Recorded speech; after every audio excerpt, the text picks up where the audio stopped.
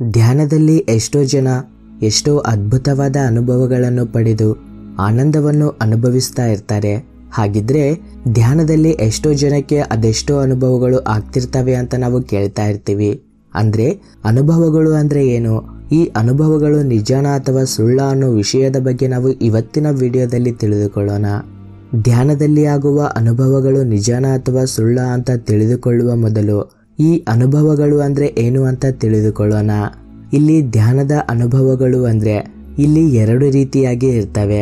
ಒಂದು ಬಾಹ್ಯ ಪರವಾಗಿ ಬರುವ ಬದಲಾವಣೆಗಳನ್ನು ಬಾಹ್ಯ ಅನುಭವಗಳು ಎಂದು, ಆಧ್ಯಾತ್ಮಿಕವಾಗಿ ಧ್ಯಾನದ ಸ್ಥಿತಿಗಳು ಬದಲಾಗ್ತಾ ಬರೋ ಬದಲಾವಣೆಗಳನ್ನು ಆಧ್ಯಾತ್ಮಿಕ ಬದಲಾವಣೆಗಳು ಅಂತ ನಾವು ಹೇಳ್ತೀವಿ. ಹಾಗಿದ್ರೆ ಇಲ್ಲಿ ಬಾಹ್ಯವಾಗಿ ಬರುವ ಅನುಭವಗಳು ಏನು ಅಂತ ತಿಳಿದುಕೊಳ್ಳೋಣ. ಧ್ಯಾನ ಮಾಡ್ತಾ ಕೆಲವು ದಿನಗಳಲ್ಲಿ ನಿಮಗೆ ಆರೋಗ್ಯಪರವಾಗಿ ಬದಲಾವಣೆಗಳು ಬರೋದು, ನೀವು ಅಂದುಕೊಂಡ ಕೆಲಸಗಳು ನಿಮಗೆ ಅನುಕೂಲಕರವಾಗಿ ಆಗೋದು, ನಿಮ್ಮ ವ್ಯಕ್ತಿತ್ವದಲ್ಲಿ ಬದಲಾವಣೆ ಬರೋದು, ನಿಮ್ಮನ್ನು ನೀವು ಸರಿ ಮಾಡ್ಕೊಳ್ಳೋದು, ಆತ್ಮವಿಶ್ವಾಸದಿಂದ ನಿಮ್ಮನ್ನು ನೀವು ಮುಂದಕ್ಕೆ ನಡೆಸೋದು. ಇನ್ನು ಹೇಳಬೇಕು ಅಂದ್ರೆ ನಿಮ್ಮ ಸುತ್ತ ಒಂದು ಪಾಸಿಟಿವ್ ವೈಬ್ರೇಷನ್ ನ ಏರ್ಪಡಿಸಿಕೊಳ್ಳುವುದೇ ಬಾಹ್ಯಪರವಾದ ಬದಲಾವಣೆ. ಇನ್ನು ಆಧ್ಯಾತ್ಮಿಕ ಬದಲಾವಣೆ ಹೇಳಬೇಕು ಅಂದ್ರೆ ಬೇರೆ ಲೋಕಗಳ ಬಗ್ಗೆ ತಿಳಿದುಕೊಳ್ಳುವುದು, ಆಸ್ಟ್ರಲ್ ಟ್ರಾವೆಲಿಂಗ್ ಮಾಡುವುದು, ಗುರುಗಳ ಸಂದೇಶಗಳನ್ನ ಕೇಳುವುದು, ದಿವ್ಯ ಆತ್ಮಗಳ ಜೊತೆ ಮಾತನಾಡುವುದು, ಕೆಲವು ವಿಚಿತ್ರವಾದ ಶಕ್ತಿಗಳನ್ನ ಪಡೆಯೋದನ್ನು ಆಧ್ಯಾತ್ಮಿಕ ಅನುಭವಗಳು ಅಂತ ಹೇಳ್ತಾರೆ. ಇನ್ನು ಧ್ಯಾನದಲ್ಲಿ ಸಿಗುವ ಅನುಭವಗಳು ಎಲ್ಲಿಯವರೆಗೂ ನಿಜ ಅನ್ನೋ ವಿಷಯಕ್ಕೆ ಬಂದ್ರೆ ಇಲ್ಲಿ ಯಾವ ರೀತಿಯ ಪ್ರಯತ್ನ ಇಲ್ಲದೆ ನನಗೆ ಈ ರೀತಿಯ ಅನುಭವಗಳು ಬರಬೇಕು ಅನ್ನೋ ಆಲೋಚನೆಗಳು ನಿಮ್ಮಲ್ಲಿ ಬರದೇ ಇದ್ದಾಗ ಅವಷ್ಟಕ್ಕೆ ಅವೇ ಬರುವ ಅನುಭವಗಳನ್ನು ಮಾತ್ರ ನಿಜವಾದ ಅನುಭವಗಳು ಎಂದು ನಾವು ಅಂಗೀಕರಿಸಬಹುದು.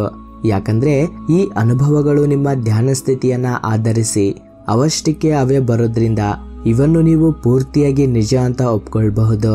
ತುಂಬಾ ಜನ ಈ ಅನುಭವಗಳ ಬಗ್ಗೆ ತುಂಬಾ ತಪನ ಪಡ್ತಾ ಬಲವಂತವಾಗಿ ಮತ್ತಷ್ಟು ಜಾಸ್ತಿ ಸಮಯ ಧ್ಯಾನದಲ್ಲಿ ಇರ್ತಾರೆ. ಹೀಗೆ ಬಲವಂತವಾಗಿ ಕೂತ್ಕೊಂಡು ಧ್ಯಾನ ಸಾಧನೆ ಮಾಡೋದ್ರಿಂದ ತುಂಬಾ ತೊಂದರೆಗಳನ್ನ ಎದುರಿಸಬೇಕಾಗುತ್ತೆ. ಅದಕ್ಕೇನೆ ನಿಮ್ಮಲ್ಲಿ ಸಹಜವಾಗಿ ಬರುವ ಅನುಭವಗಳನ್ನು ಮಾತ್ರವೇ ಅಂಗೀಕರಿಸುವುದಕ್ಕೆ ಪ್ರಯತ್ನಿಸಿ. ಇನ್ನು ಧ್ಯಾನ ಅನುಭವಗಳ ಬಗ್ಗೆ ಮತ್ತಷ್ಟು ವಿಷಯಗಳನ್ನು ಹೇಳಬೇಕು ಅಂದ್ರೆ ನಮಗೆ ಆಧ್ಯಾತ್ಮಿಕವಾಗಿ ಆಗುವ ಅನುಭವಗಳಿಗೋಸ್ಕರ ಪ್ರಯತ್ನಿಸುವ ಮೊದಲು ಬಾಹ್ಯಪರವಾಗಿ ನಿಮ್ಮ ಸುತ್ತ ಆಗುವ ಅನುಭವಗಳನ್ನು, ನಿಮ್ಮಲ್ಲಿ ಆಗುವ ಬದಲಾವಣೆಗಳನ್ನು ನೀವು ಗಮನಿಸಿಕೊಳ್ಳೋದೇ ತುಂಬಾ ಮುಖ್ಯ. ಇನ್ನು ಯಾವಾಗ ನಮ್ಮನ್ನು ನಾವು ಗೆಲ್ತೀವೋ ಆವಾಗಲೇ ನಾವು ಪೂರ್ತಿಯಾಗಿ ಆಧ್ಯಾತ್ಮಿಕವಾಗಿ ಬೆಳಿತಿದ್ದೀವಿ ಅಂತ ಅರ್ಥ. ಆಧ್ಯಾತ್ಮಿಕವಾಗಿ ಉನ್ನತವಾಗಿ ಬೆಳೆಯೋದು ಅಂದ್ರೆ ನಮ್ಮನ್ನು ನಾವು ಪೂರ್ತಿಯಾಗಿ ಅರ್ಥ ಮಾಡಿಕೊಂಡು ನಮ್ಮ ಆಲೋಚನೆಗಳನ್ನು ಅರ್ಥ ಮಾಡಿಕೊಂಡು ಶೂನ್ಯ ಸ್ಥಿತಿಗೆ ಪ್ರಯಾಣಿಸುವುದನ್ನು ನಿಜವಾದ ಉನ್ನತ ಸ್ಥಿತಿ ಅಂತಾರೆ.